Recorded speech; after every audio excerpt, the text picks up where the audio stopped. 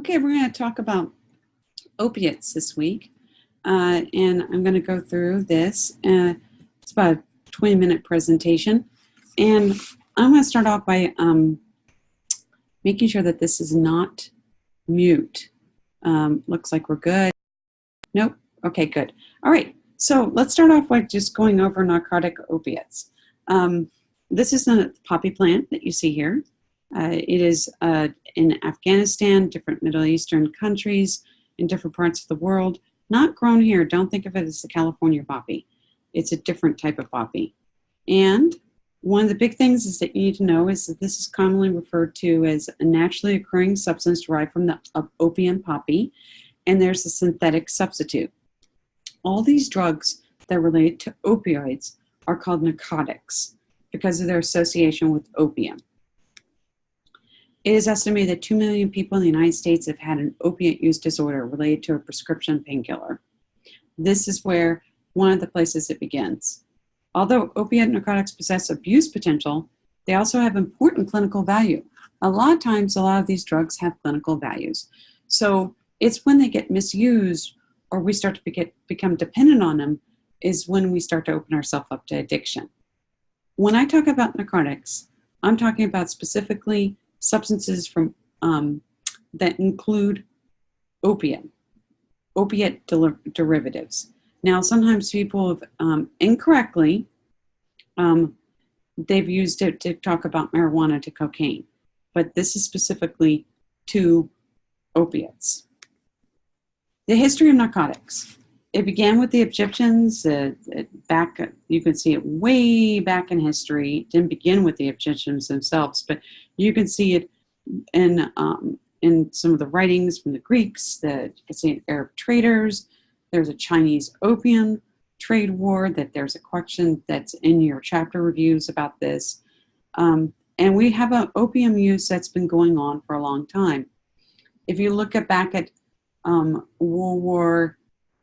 wars, World War I, World War II, the Civil War, one of the things is that when people came back and they were in pain from war injuries, they'd give them heroin. Hero is in the word heroin. It was used to treat pain. This is one of your questions that you're going to have in your chapter review. And so I'm putting it in there to show you that it does have a long history, and you can see it in there. It's in your chapter review. But I want to focus in on the effect it's had in the United States to date. To date, from 2003 to 2014, we have seen a huge increase, and now we're in 2018, and the number just keeps on going up. They call it the opiate epidemic. In the New York Times, I put an article in there where you can tap in on it and see the graphics on this and drill down to even counties where you can see the abuse. CDC has a great website that I want you to look at that talks about the prescription opiates, heroin, fentanyl, which is the synthetic opiate pain reliever, and what we've seen with opiate deaths. And what we've seen is that commonly prescribed opiates are one of the main reasons why we see that being tied to the overdose deaths. But you can see heroin and synthetic opiates are also trending upwards. That's in the chart there. But there are pharmaceutical effects. And the most common clinical use of opiate narcotics is to relieve pain. It's an amazing pain blocker, and it works great. So right after surgery, often people are prescribed opiates because it really does a good job of blocking that pain. The problem is that people, when they start to continue to use it when they're not in pain. And I have a really good little YouTube video that shows the science of how the opiates block the pain receptors and push endorphins. And that's the synthetic, this is the science of opiates YouTube link that I'd like you to watch. And then this is a little graphic here showing how it blocks the pain.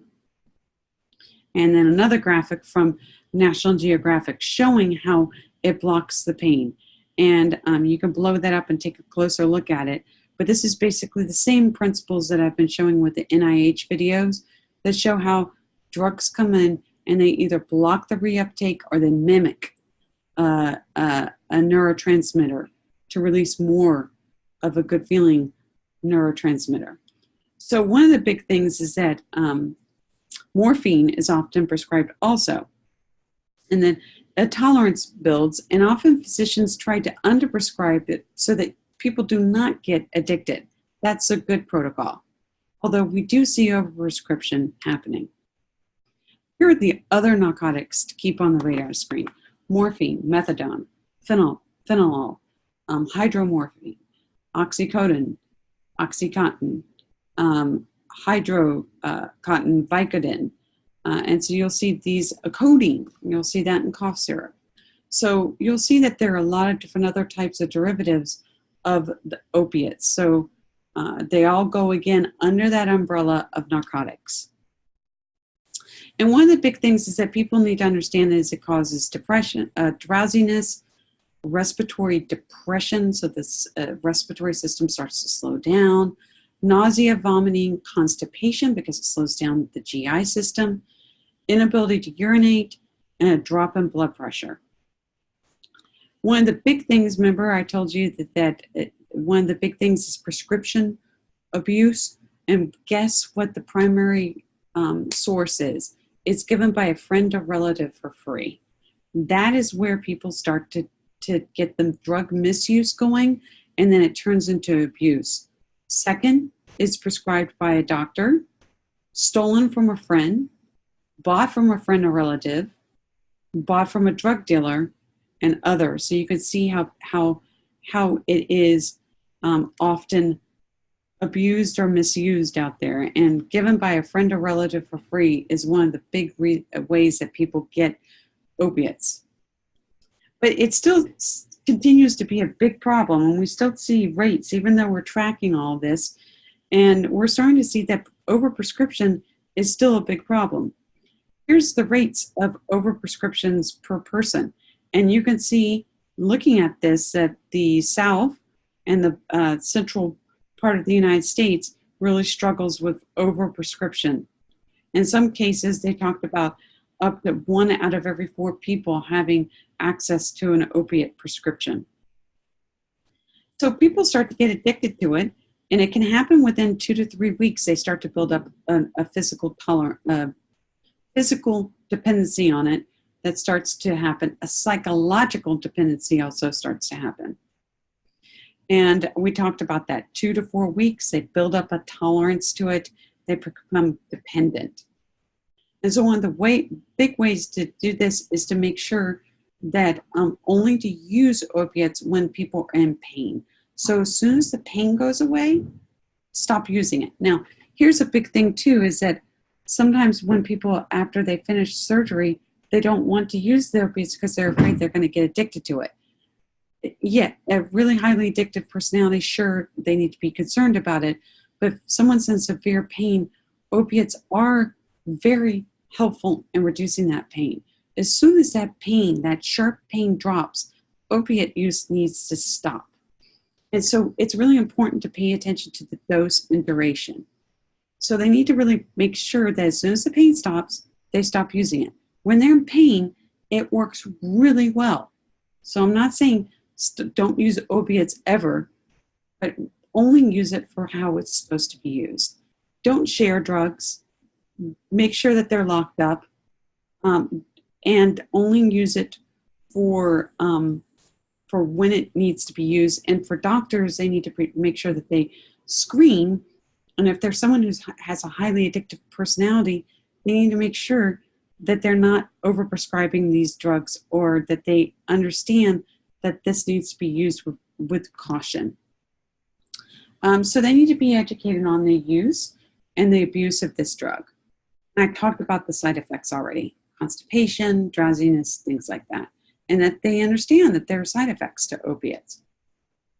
One of the big drugs that is not legal, so now someone's gotten hooked on prescription drugs through opiates, how they can illegally obtain this is through heroin.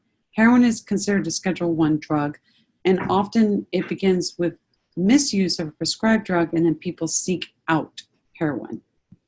And it's a white powder, And a lot of it comes from Afghanistan, and it can be injected, it can be sniffed. We're going to talk about that right here. It can be, let's see, let's find that slide. It could be sniffed, it could be using the powder, it could be ejected, it could be smoked, it could be mainlined. So one of the things is that it can also be combined with other drugs like alcohol and cocaine, and there are illegal derivatives to this too, fentanyl, which is dangerous because it can be abused too.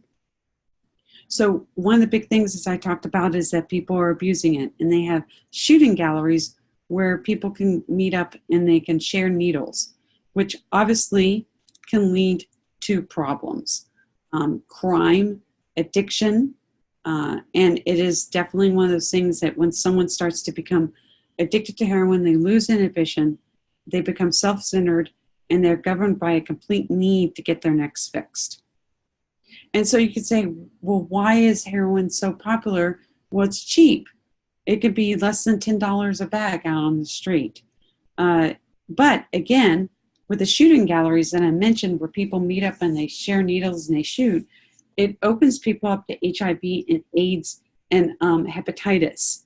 So that's a problem.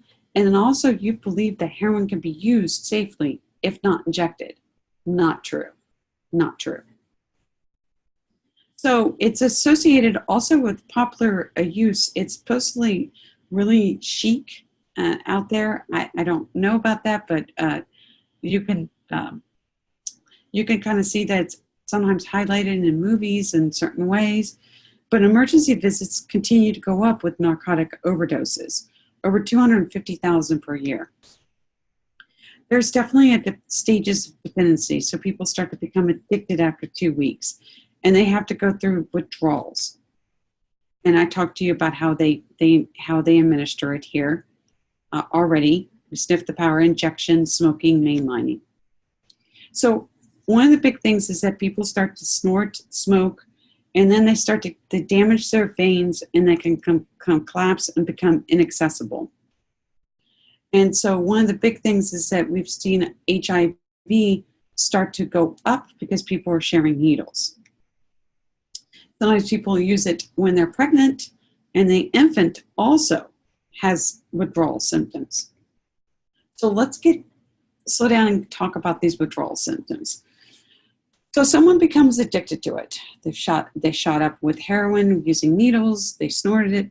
They now started to get this need to have their next fix. And a heroin addict will tell you that the next fix will never be as good as the first one. Because what happens is that drug then starts to be used to maintain just to feel normal. Because the high is never as good as the first high. It never will be. And now they have to get the drug just to feel normal. And so within 4 to 6 hours, they haven't had this drug. And now they immediately will start to go into something called withdrawals, runny nose, tears, stomach cramps, loss of appetite, vomiting, diarrhea, cramps, chills, fever, aching, and muscle spasms. So in order not to feel that, they have to get their next hit again. So the treatment with this is to wean them off, because psychologically they feel like they're going to die if they don't have something. So methadone and some other opiate derivatives are used to slowly wean them down. And counseling. So for a dependent user, they either need to go through with withdrawals, or they need to have maintenance to move them down. And then they also need to have other narcotic-related type drugs that people need to keep on their radar screen. So there's over-the-counter cough suppressants. And then also there's some other drugs to help remove people off of this. So clonidine, and then naloxone, and narcotic antagonists, which actually is helped to use to help someone if they're having a narcotic overdose. So realize that as people are coming off of these drugs, there are other drugs that are used to help them wean them of those drugs, or to help them with an overdose. One of the big things is that CD has recommendations about how to handle this and how to reduce that. And definitely take a look at that article posted in the module. So now I'm going to move out to your module. And I'm going to do the screen share differently and move to my desktop. And let's see here. I'm going to move to my desktop here. Oh, need to sign in. Moving back, sorry. Here we go. Moving to my dashboard. And so right here, you can see what's due this week. And I'm not going to go over due dates because these due dates you will see in your independent calendar. Hit calendar to see the due date. But you will see that there's the video, there's the PowerPoint, there's the workbook. Here is a, wrong one, sorry. Here's this week, Opiates and Narcotics. I want you to watch the Science of Opiates video. I want you to read the Opiate Crisis, How and Why. I'd like you to look at the New York Times article, read about opiate abuse in Kern County, the New York Times opinion piece about opiates. Look at the CDC opiate page. You're going to find that extremely interesting. And do the workbook. Okay? After you do those, then you're going to have to do your chapter reviews. And then you have a quiz that's due on October the 4th. And what you need to do is you need to do both. You've done chapter, the CNS depressant, and then you've done all these things for the opiates, and then you're going to take your quiz. You will have 2 attempts for this quiz, and then you'll see the due date there, and pay attention to that. You can click on your assignment. You're going to see when it opens and when it closes. So if you have any questions, I will always have my virtual hours each week. Make sure you listen to those, and I will always post those. So that's what's due this week. Make sure you go through these, do everything before you open up your quiz. Get your chapter review done. All right? And what you'll see is that the quizzes are going to be coming more often, and they'll be more focused in on 2 specific types of drugs or 1 specific type of drug. And you'll see that we're focusing more on the drug. So make sure you watch all those things before you take your quiz and get your chapter reviews done. All right, that's it.